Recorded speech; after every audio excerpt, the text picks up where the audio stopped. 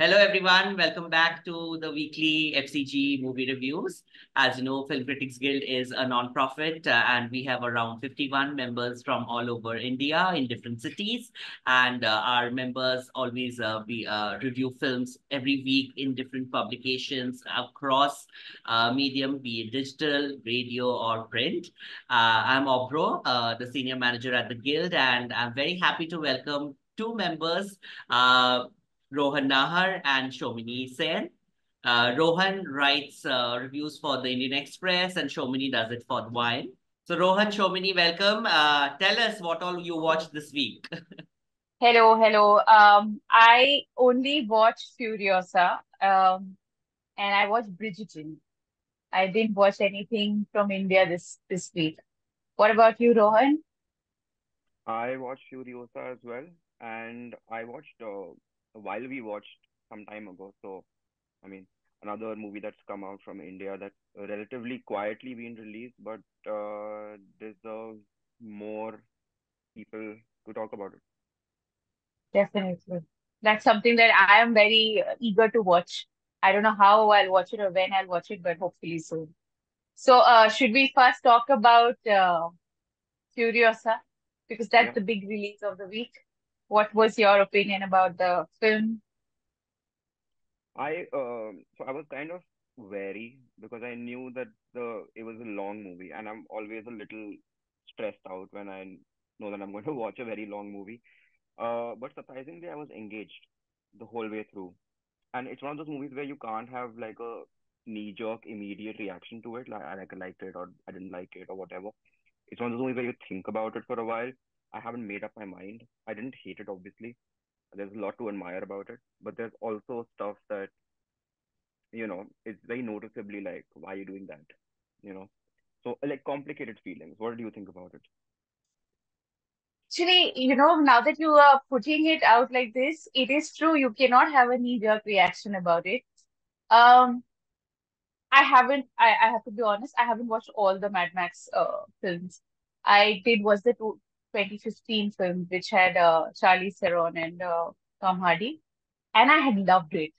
I thought, which I think everybody did. Um, so my expectation, and I rewatched Mad Max Fury Road.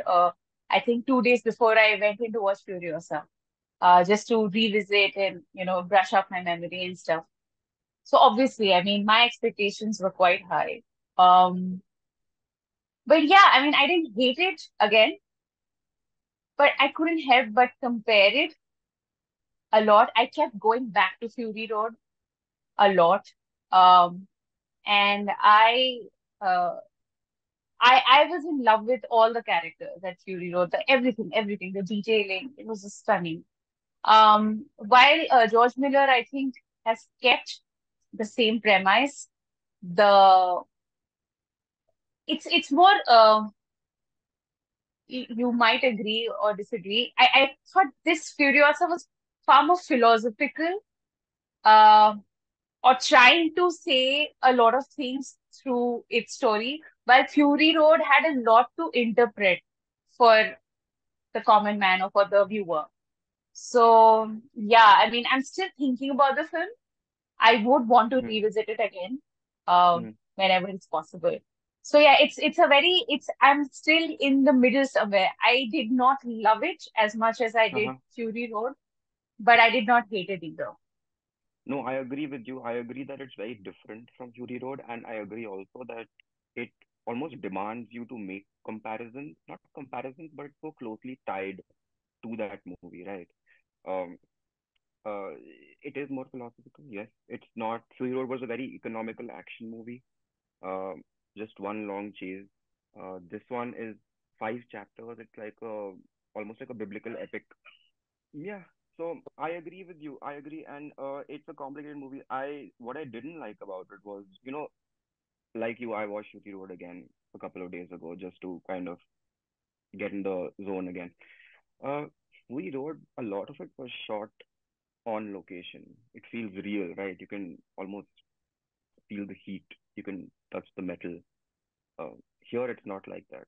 It's not meant to be like that, but also you can tell that oh studio में shoot किया है, सब green screen है पीछे, you know, इतना सा area बनाया है, but then everything else is just digital environment, which I thought was very strange because it's something that audiences appreciated so much about Fury Road. Like, oh, it feels like a answer to, Marvel. This is more like it's please made like a Marvel movie. Obviously, the craft is very different. But yeah, I thought, why would you do that? Maybe just the previous one got so out of hand, they were like, at least let's control the production on this one a little bit. I mean, I don't know if it went out of hand because the previous one, again, Fury Road, yeah, exactly. It made me feel so parched by the end of it. I wanted to drink water like constantly. It evoked a lot of emotion in me, which Furiosa, I was expecting the same from Furiosa. And while I knew that this was like an origin story, so it's not really going to concentrate on the premise and everything, but more on a particular character.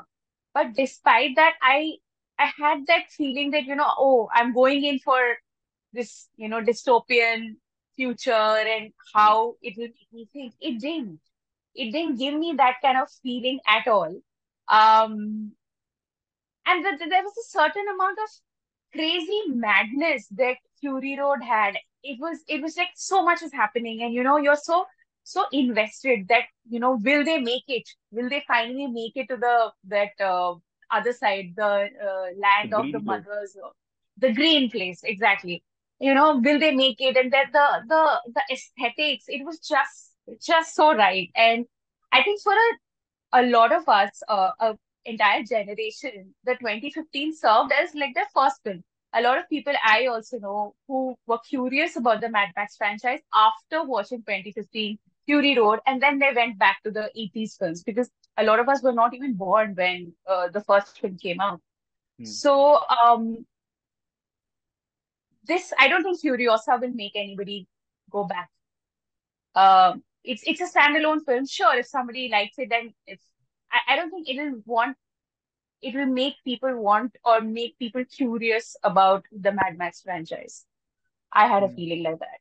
Also, I have to, I mean, mention that if at all I was enjoying something, it was Chris Hemsworth. I mean, what was he doing? And it was just the idea of him in that kind of a get up, doing what he was doing. It was like he was having fun doing what he was doing, Hmm. and and hence I, as a viewer, enjoyed watching him on the screen. He was We fantastic. enjoy, yeah, yeah, we enjoy unpredictability, right? So when an actor kind of does something that you aren't expecting them to do, you're leaning forward. And I think we've been just so conditioned, especially with like A-list stars. They don't really take risks, right? Especially in our country. Like you can't even imagine, maybe Amir Khan. You can't even imagine anybody else even contemplating doing something like this. I can think of Rajkumar Rao. He had done a similar sort of, he completely changed his face for a terrible movie called Rapta. No, Rapta only. That's Sushant Singh Rajput's film. He had totally changed his face. Yeah, but Rajkumar Rao, yes. Yeah. Um, which is it's you love it or hate it, you have to kind of, I think Chris Hemsworth is going to be is like a divisive sort of risky performance, but at least he's going for it, which I can appreciate. It's also a nice counterbalance to Anya Taylor-Joy, who's very like stoic and she doesn't speak much. She's more like Mad Max used to be in the earlier films. Um, so they have a nice kind of. Also, he's cartoonish, but he's like just purely evil, right? He's Evil. sadistic, and you sense it. You don't want to spend time with this person at all. Like despite the colorful performance, you're like no. Which is in a way it's getting the job done. But then yeah, what did you think of the larger kind of philosophy of Furiosa? Um, the feminism of these two films, especially. It's like a tragedy almost, right? This girl was snatched away from her home, lives her entire life wanting to return to that home, and we know what happens in Fury Road, right? She returns to that home and she realizes the home doesn't exist. So retroactively, you're kind of thinking about that as well. So it's a statement about the world being controlled by men and what a woman's place in it is. Don't you think it was more pronounced in Fury Road than it was in Furiosa? I think Furiosa and Fury Road are just so intertwined.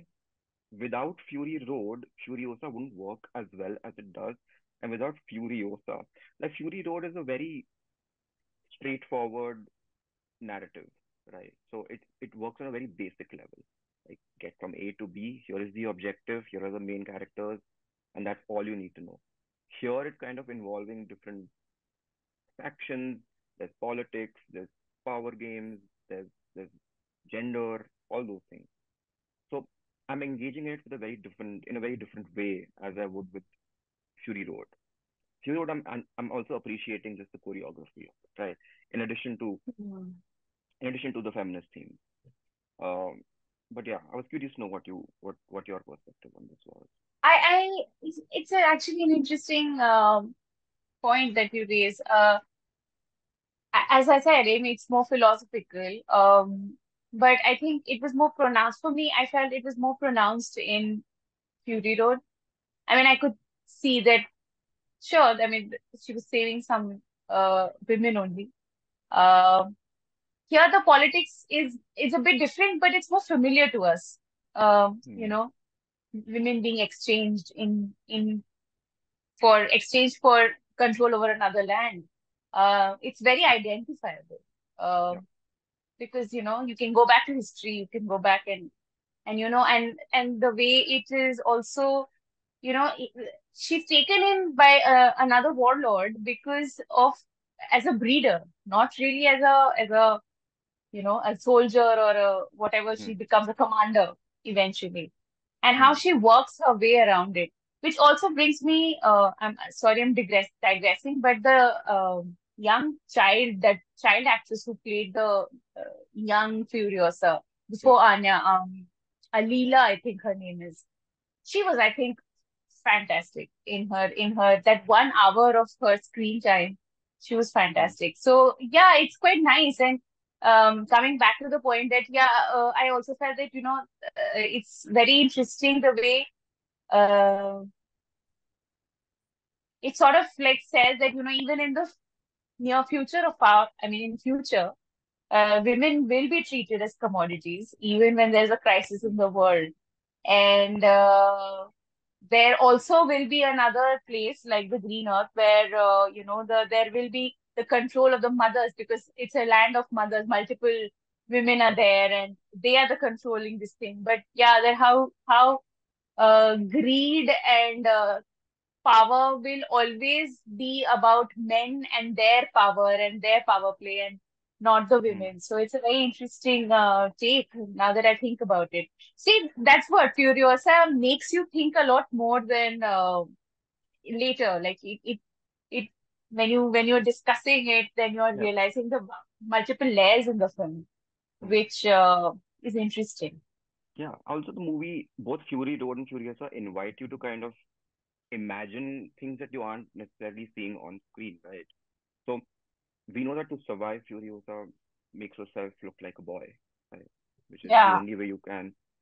yeah. And the horrors that she must have gone through, we don't see it, right? We imagine it. So it's just magnified in our heads. When we watch Fury Road, we don't know what she's experienced in the last, whatever, 10, 15 years living with Immortan Joe, but we know it can't have been good. So that way it's very interesting. Also, there's no connection, but just Hira Mandi, I remembered because both of them are trying to be feminist, right? But then you can tell the difference in sensibilities about how you want to project pain and suffering, right? How you want to project like overcoming those situations. They're very different approaches, and I think one works better for me than the other. Although fundamentally, I don't agree with this brand of cinema at all. Like I just feel it's very outdated, but I understand why filmmakers are interested in revisiting these ideas. Trying to probably portray or project the things that are there, um, still existing in some places, in some cultures, for sure. Uh, but the film, the also another thing about Mad Max is that here there is no Mad Max. Like, where is the main protagonist, the anti-hero who has been there in all these films? There is no mention of him here at all. There So, is one shot of uh, I think Mad Max, although he's not introduced to us, but I think there is one quick shot of a figure standing on a cliff with a car next to him, who's supposed to be Mad Max. Although we don't meet him, he doesn't open his mouth.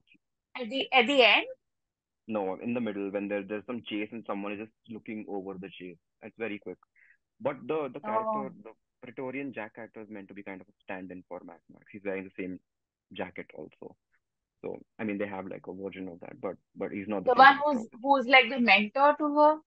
Yes, Right, right. But I also have to come back to the performances. Like, I'm a big fan of Charlize Theron, and I don't think Anya.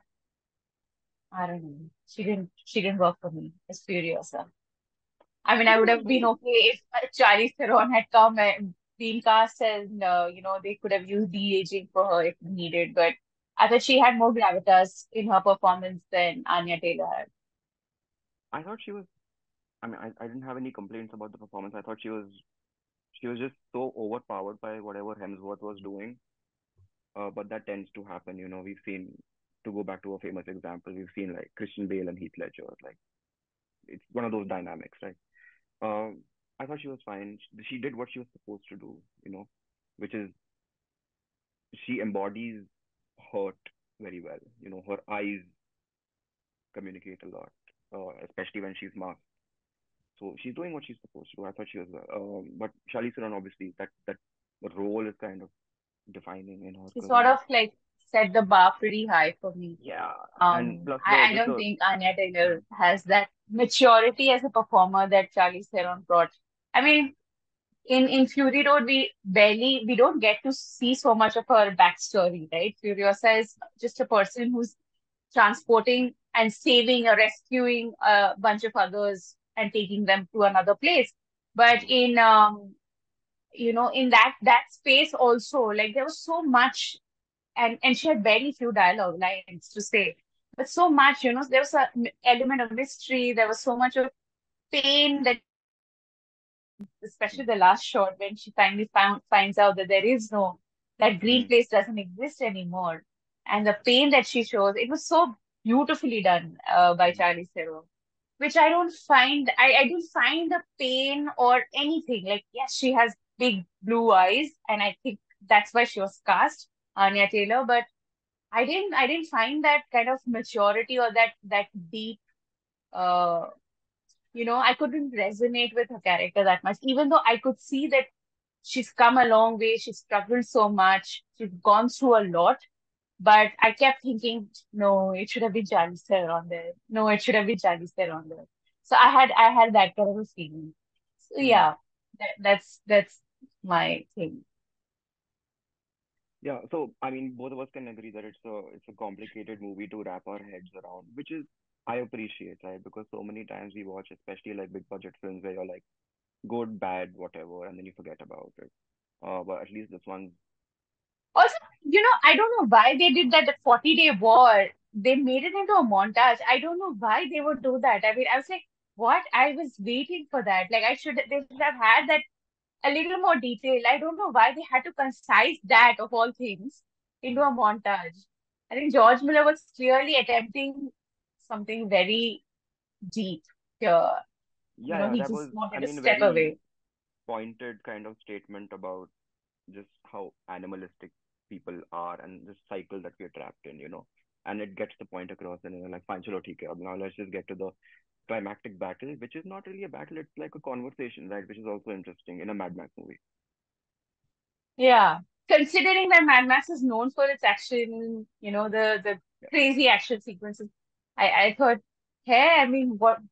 There is no war happening. There won't be any battle. There's no fight happening. Nothing. So Mhm. I thought I was also I was disappointed there. I No, you did didn't think like it. so. I thought it was very nice. I thought it was it becomes like a fable of sorts, right? Which is a throwback to Mad Max 2, where Yeah. anything could have happened. We don't know. But these two people had ideological differences. How they chose to resolve it, we don't know. And it's again, it's unusual, and I keep returning to that. It's something that doesn't give you what you expect, which is always 100% better than something that you can predict.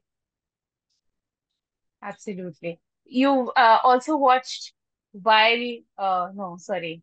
While we Um, watched, yes, while we it was watched, while we yes. watched several It months is ago actually. Um, okay.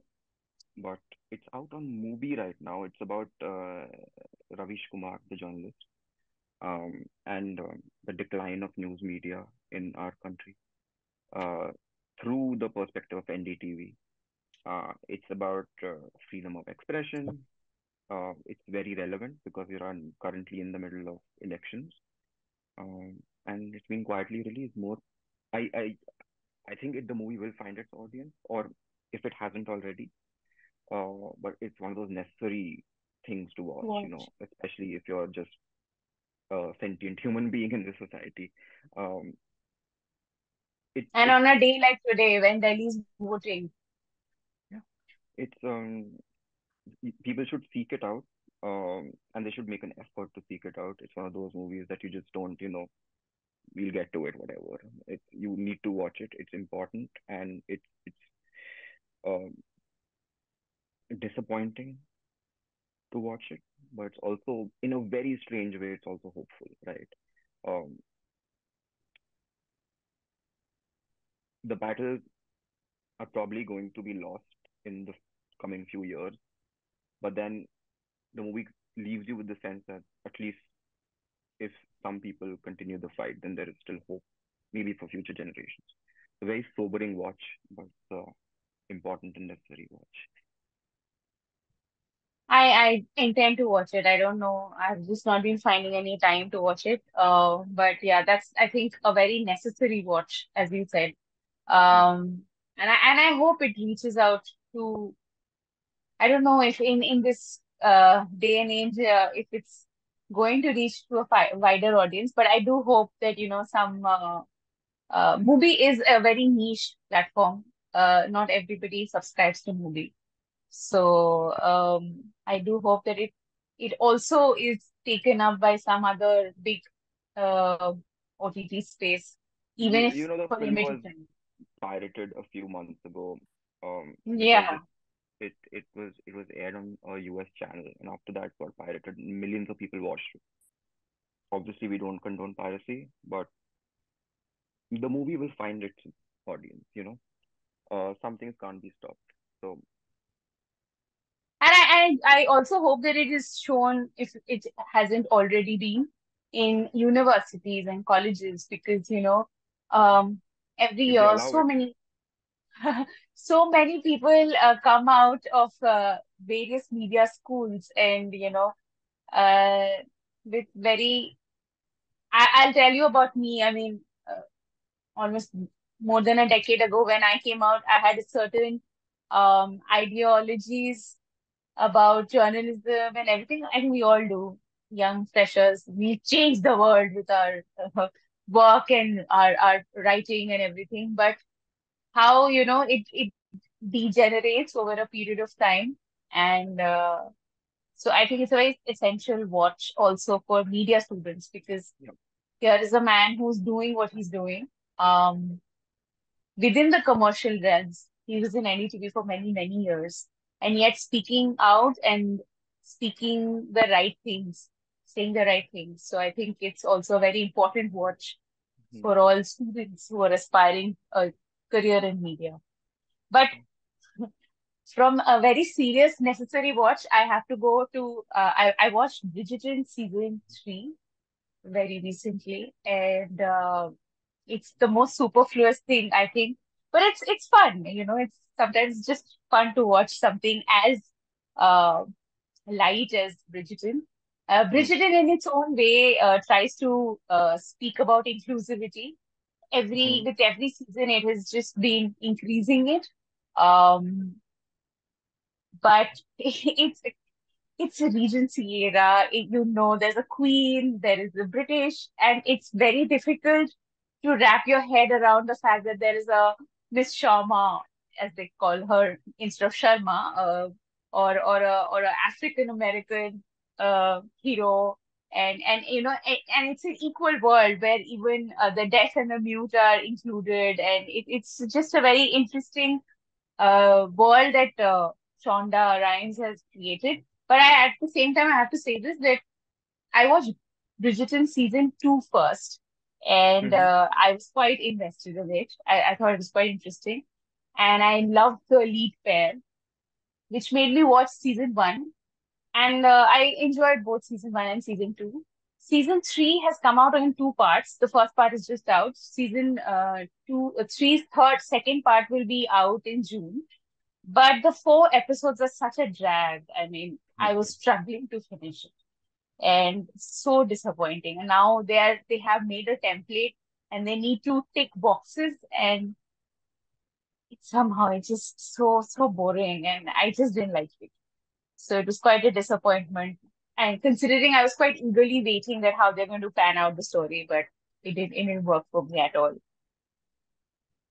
I don't know. I haven't seen a single episode of this show, and I'm just like, I'll get to it sometime, and I just never end up watching it. But yeah, I it's a very light watch. I actually had first when I stumbled upon Bridgerton, it was not to review, but because I was so tired of working and like watching things just for work, mm-hmm. that I needed something to unwind to, and then I started watching it. It's a very its target audience is women mostly because you know the kind of romance that they're showing, the Victorian age, all of that. I only know women around me who are fascinated. We have read Mills and Boons romances. We read those kind of stories also. I haven't come across a man talking about Bridgerton with any kind of emotion involved. So yeah, so I don't blame you for not watching it. Listen, as someone who's read all the Twilight books and seen all the Twilight movies, I, I I'm pretty sure I'll get to this one as well soon. Twilight is also, it was a phase that I think we all went through because of Mhm. like college and school era. I think we all went through that phase of Twilight. I am not a Twilight fan though. I can defend the first one forever. I have only watched the final season of final movie of Twilight, and I was forced Mhm. to watch it with some people, and I was like, what is happening and why is it so bad? Why is everybody so bad with that film? So that was my take on it. I think we can wrap up. Yeah. Right. So, and also this week we have one more film that released called Barah By Barah by Gaurav Madan. That's also a film, a few years ago in 2021, it was doing the festival rounds and was at the Shanghai International Film Festival. And also, it was the winner of the Grand Prix Pribrisky India. But finally, after all these years, it found a limited release. It's released in a couple of cities this week. Also, it's set in Varanasi, and it stars Gyanendra Tripathi, Harish Khanna, there's Geetika Vedya Olhan, and Bhumika Dubey. I think they have shot the film on celluloid, so it has a certain Wow. quality, different kind of a quality to it. It's around, I think, 2 hours long. So that's also another film that released this week if anybody wants to And I have read watch. the reviews. I think Rahul had reviewed it, and I did read it. It sounds very interesting. I do intend to watch it. I have a screen. Right. So all that happened this week. Thank you so much, Rohan and Shomini, Thank for you. such a lovely discussion. And we'll be back next week with two other FCG members. So till then, do stay tuned and keep watching our reviews and keep following us on social media. Thank you. Thanks, Rohan. Thanks, Abhra. Bye. Bye. Thank you. Bye bye.